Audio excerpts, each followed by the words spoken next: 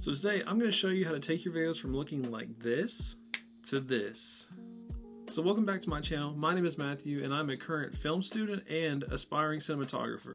Today I just really wanted to talk about lighting in general. It's one of the most important things as just any filmmaker that you can learn and try to master, and it's literally the most important thing for anything when it comes to movies, televisions, even like YouTube videos like what you're watching right now. This current setup is just a softbox over here to my side, just shooting on me. It would be a lot better if we had something separating me from the background, as this light tends to bleed. I don't have anything to block it, so it just tends to bleed into the back, and we have a lot of just, I call it noise, but it's not really noise. Just looking at the image, it just looks like there's too much back here, and then as the light fades away, it just kind of looks boring. It's uninteresting. The first thing you can do is you could try to turn on something like this with a practical. I have this lamp back here that we can try to, just to see if that'll change anything. Maybe it'll look a little bit cleaner, maybe it looks a little bit better without it or with it. So now we have a little bit of a clash. We have a warmer tone right here and we have a cooler tone. That usually does work. However, for this, I'm not quite a fan of it, as we don't have any of that warmness coming into the picture itself, like where I am. There's nothing separating me. There's just a nice clear edge right here where the light is. But usually, especially with something like a backlight or even like a rim light, I would want it to at least kind of touch a little bit of me, maybe even some of the hair, just something along those lines, because just how it is now, it's just kind of boring still. We're still not quite there.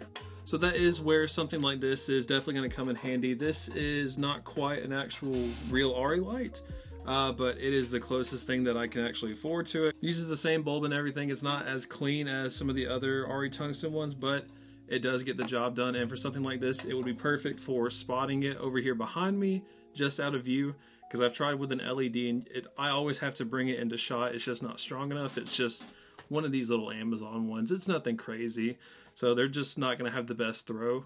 This already looks way better. It's so much cleaner. We're motivated by our practical here, and we've got a nice little outline separating me from this dark chair right here, and it's got a little bit of touch on the face right here as well. We can take some of this off just to make it look even a little bit cleaner, but it's definitely an improvement from what it was.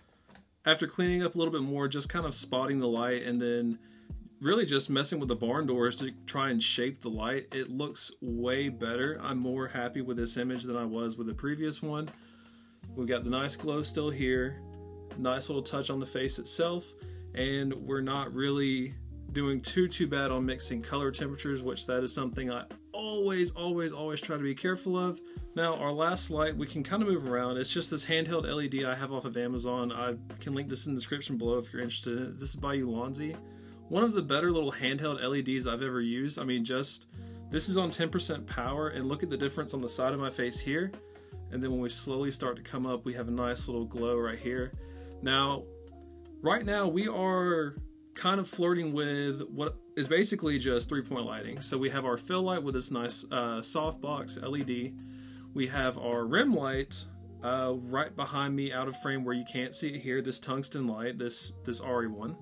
And now when we introduce our little handheld LED, well, now we're just doing 3-point lighting. We don't have to do this all the time, but something for like a talking head, it's better to give separation. From the beginning of this video, when I first started talking, look at that image compared to this one.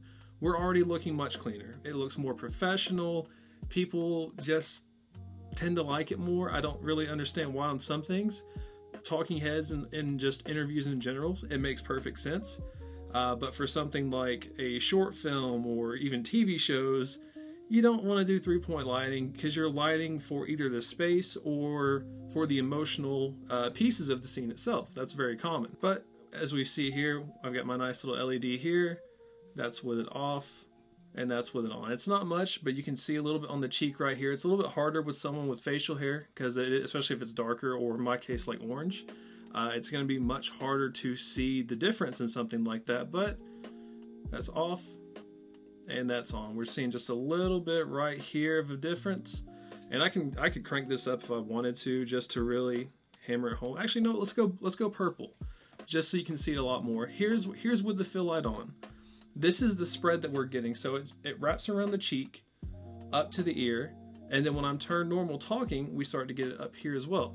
it's a nice completion for the image itself, and it works almost 9 times out of 10. The only times I don't usually do 3-point lighting is if I'm doing, like I mentioned, like short films or just anything with like emotional value, because it just doesn't quite feel right. It doesn't hit home the imagery that we're trying to get through.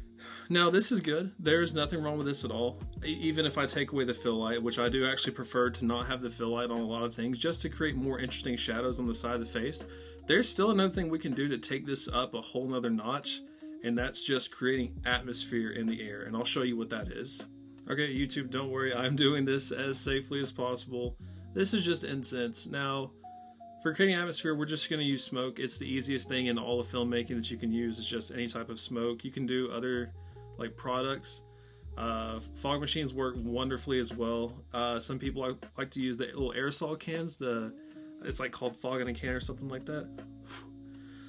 Those are what most people are going to use for any type of atmosphere. In all of your favorite films, if you see any of the volumetric lighting where it's just shooting through the windows and you can see all the individual rays, it's because this right here. I don't know if the camera's picking this up, but it's because of this, because of smoke. So without burning my house down, I do see a little bit of a difference, especially over here with the tungsten. I can see it more out of frame, but as the actual smoke kind of comes into shot with me, it will look a lot cleaner.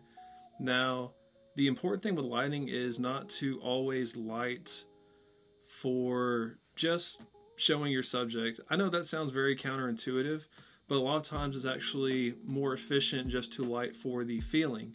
Like, let's say instead of me just talking to you, telling you about lighting, let's say we wanted something much more dramatic. Now, I don't know about you, but this feels much more dramatic, and I really, really like just the whole shadowy part of this side of the face. That is very interesting.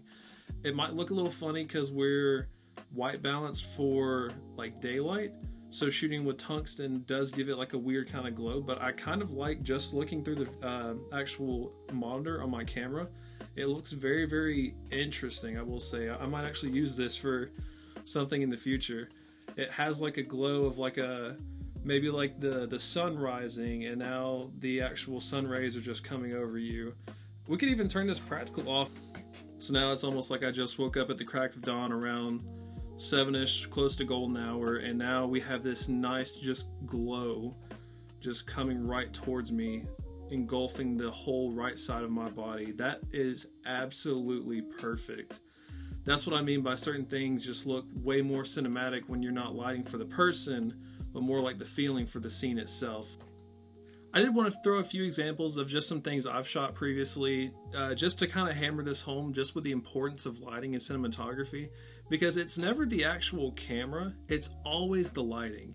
You could shoot some of the most beautiful images with a $200 camera, and you can shoot complete crap with a $10,000 camera. It's not the camera, it's always the lighting and your personal ability. So this is the first little clip that I did want to talk about. Now, in this scene, I was trying to portray, this was just for a school project, but what I was trying to portray was the feeling of just loneliness, isolation, and just sadness, just any kind of just like very, very down feeling. We did do this all in just his kitchen. It's just one single light lighting it from the outside, creating this nice silhouette effect. And it's one thing that I do love that I don't think enough movies or shows will do, and that's just creating silhouettes. Silhouettes to me are the most beautiful images that we can actually create. I'll throw it on the screen now. If you've seen Sicario, just this image by itself is one of the best looking shots, in my personal opinion, in recent cinema.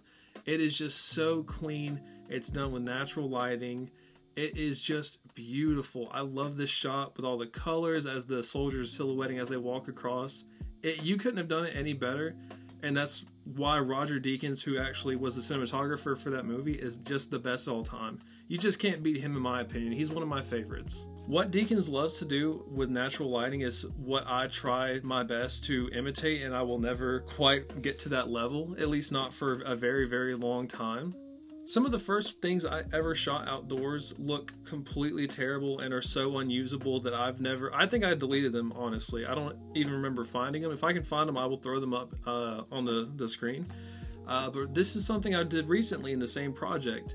And just the tones and the coolness to the image, it fits so well with not only what we were trying to do, but it also works perfectly for just the setting. You can see all the details of his face nice and just properly. It's a little flat, but with natural lighting you will get that a lot of times unless you use something to create some negative fill.